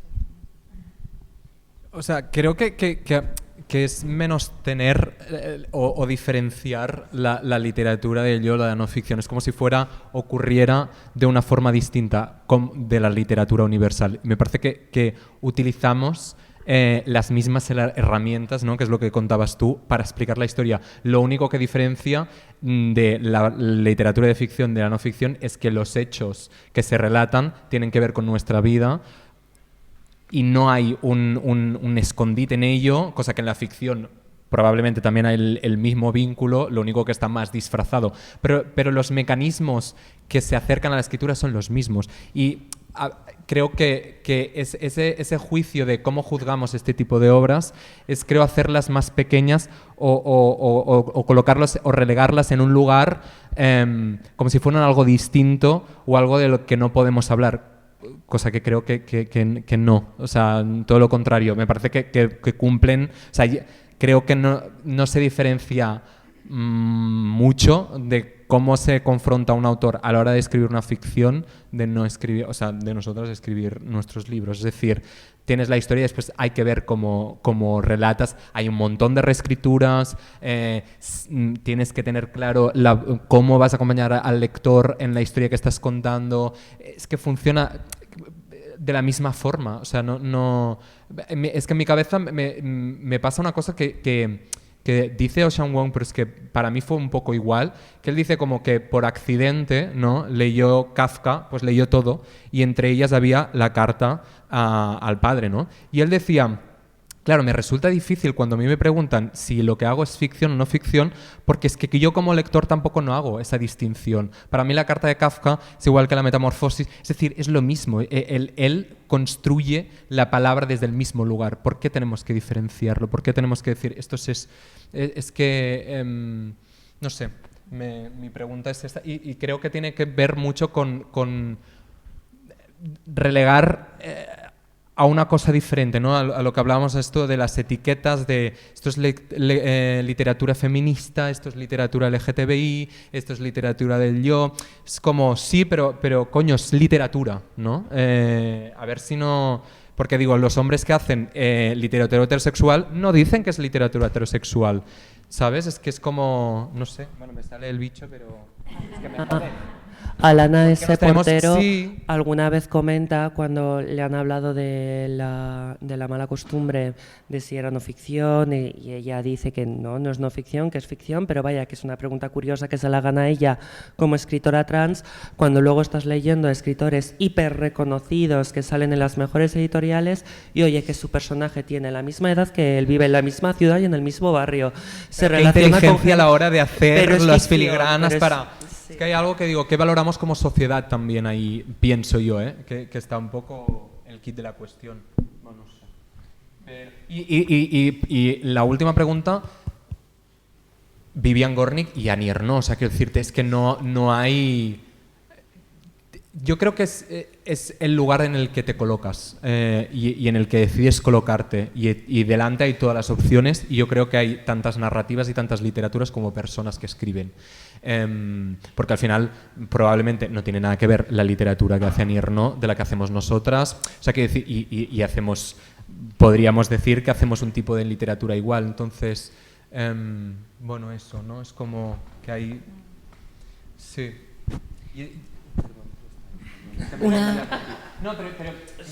No va para nada de ataque, pero es algo como que desde la prensa es como que hay algo como que me agota muchísimo y tengo la sensación de que es algo común entre muchísimas, no decir, ¿por qué se nos pregunta siempre lo mismo a las mismas? Si vas a hablar siempre de tu vida como si fuera algo, ¿sabes? Como de, digo, ¿y por qué no le preguntas esto a los demás? ¿No? Es como, hay algo que no acabo de entender. ¿Qué hay en juego en ello? ¿No? Es como que es menos. Es algo como que no hacemos el mismo ejercicio que los demás. ¿Sabes? Si os parece, una última pregunta por aquí. Hola, qué gusto escucharlas, gracias. Quería preguntar un poco sobre el proceso creativo. Belén, creo que compartiste algunas cosas que antes ya venía con la pregunta, pero un poco tratar de entender por ahí al momento de escribir, no sé, de qué cosas se rodean o cómo es el espacio que las invita a la escritura, si eso existe, así como también hablabas de que existen estos espacios de los talleres literarios para ir compartiendo, pero bueno, qué otras cosas también les hacen tal vez entrar o salir, o cómo también la vida misma va contaminando esa escritura, o acerca de lecturas compañeras, un poco eso.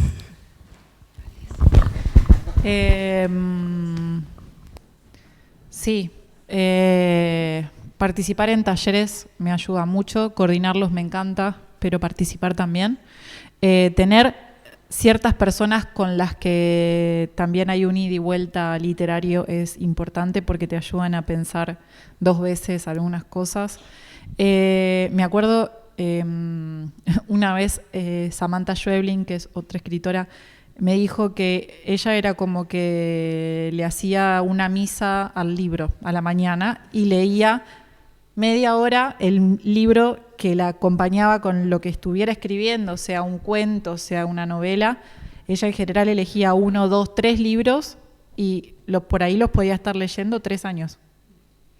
Y los repetía y los leía en voz alta como si fueran una oración. A mí eso me pareció maravilloso porque yo me doy cuenta que también me obsesiono mucho y tengo como algunos libros que no miento si digo que me sé de memoria algunas partes. O sea, como mientras estoy escribiendo otra cosa. Y que de alguna manera es como, no es lo mismo, ¿viste? Jugar al fútbol sola o armarte un buen equipo, con buenos delanteros, o sea, no sé por qué se me ocurrió esta metáfora. Si no juego al fútbol, no miro fútbol, pero soy argentina. Ya de repente he pensado, yo creo que por la cuestión argentina que ha salido del fútbol. ¿No? Sí, porque la verdad que no me gusta. No importa. Pero pienso en eso, cuando yo me imagino, ¿no? Como que llevo, no sé, a Samantha, porque la verdad en el último libro que sale en febrero y se llama Cuando el río suena, toda la digamos, alrededor mío yo me sentía muy acompañada por esas otras autoras que habían hecho una búsqueda, no la misma, pero similar, y tal vez había quienes ya estaban muertas, pero aún así, 100 años atrás, habían hecho una búsqueda parecida, y armarte como rodearte de esas personas, de esos libros, de esas lecturas, siempre ayuda, y volver también, y porque cada lectura, en el caso de, no es casualidad que haya traído a Samantha, porque el libro de ella, Distancia de Rescate, que mezcla todos los temas del agronegocio, temas ecológicos con la maternidad. La primera vez que lo leí dije, este es un libro sobre maternidad, Distancia de Rescate. Claro, lo volví a leer otra vez hace 3 años y dije, no, pará, está hablando de la contaminación de los suelos, está hablando de los agrotóxicos, está hablando de cómo nos están robando la Patagonia. O sea, y digo, qué loco, porque esos libros que nos acompañan, cada lectura es diferente.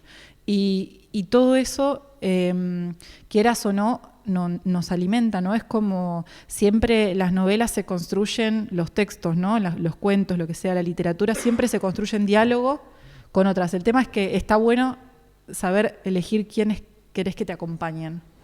Y pueden ser en presencia o en ausencia, a través de una palabra viva o a través de otros libros. Eso para mí es fundamental. Yo tiempo y andar mucho. O sea, como son las dos...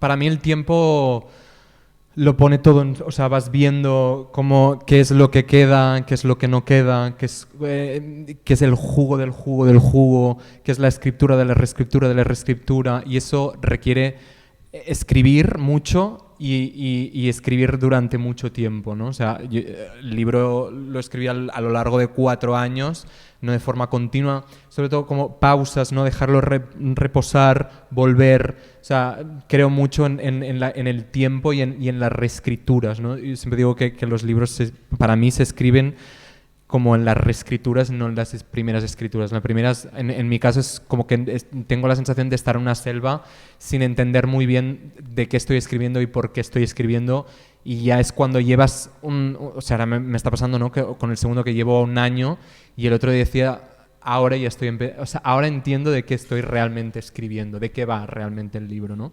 Y eso requiere tiempo, y después, o sea, para no suscribir, evidentemente, lo de las lecturas y otros autores, pero yo creo que también hay algo en mi caso que es el continuar, o sea, que como que tú estás en tu trabajo y en esas palabras que te están acompañando, y moverte, o sea, vivir, es como que de repente hay algo que lo calibra a distintos niveles. Si lo que estás escribiendo friega con algo que te acaba de pasar, con lo que estás viendo, ¿no? Es como que es una materia que está constantemente viva y que te repregunta, que te confronta otra vez con lo que realmente es lo que estás haciendo, ¿no? O sea, creo que para mí son 2 cosas, ¿no? 2 herramientas que sin duda están o que son muy presentes, aparte de las lecturas, evidentemente.